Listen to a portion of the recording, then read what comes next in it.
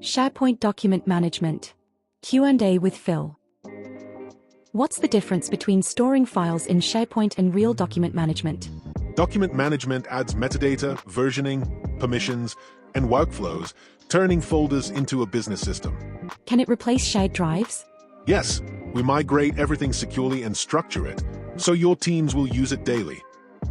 Can we control who sees or edits files?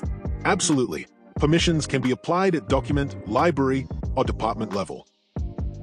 What about compliance and audit trails? Full version history, audit logging, and retention policies are set to meet your needs. Can we use it with Teams and Outlook? Yes, SharePoint integrates with Teams tabs, Outlook attachments, and mobile devices. What's the setup time? Depending on complexity, 2 to 6 weeks, including migration and user testing. Let's finally manage them like they matter. Talk to Adepteq and make SharePoint work your way.